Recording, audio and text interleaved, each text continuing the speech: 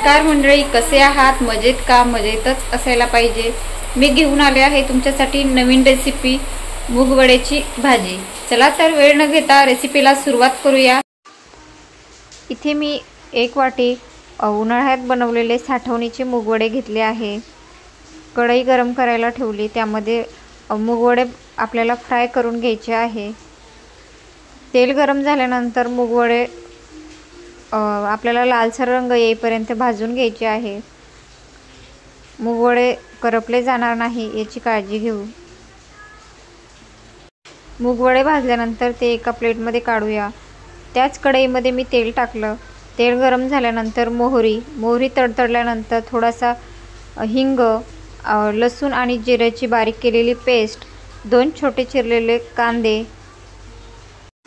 कांदा छान लालसर रंग येईपर्यंत परतायचा आहे। भाजीमध्ये टाकण्यासाठी मी गरम पाणी इथे ठेवलं आहे। कांदा छान परतून झाल्यावर त्यामध्ये घातले आहे लाल तिखट, हळद, गरम मसाला, धनिया पावडर। हे मसाले छान परतून झाल्यानंतर आपल्याला या मसाल्यामध्ये घालायचं आहे गरम केलेलं पाणी। पाणी थोडं जास्तीचं घालायचं आहे, जेणेकरून आपले मूगवडे हे छान शिजले जातील।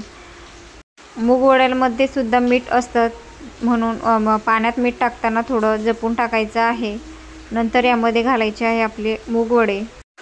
मूगवडे शिजण्यासाठी 10 ते 15 मिनिटे लागणार। तोपर्यंत आपण याच्यावर झाकण ठेवूया।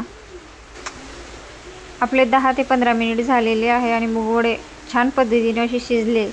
त्यामध्ये आपण आता घालूया कोथिंबीर आणि तयार झाली आहे आपली मूगवड्याची भाजी।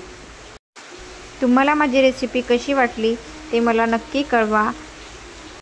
रेसिपी आवडल्यास चॅनलला लाईक करा, शेअर करा आणि सबस्क्राईब करायला विसरू नका। पुन्हा भेटूया नवीन रेसिपीसह।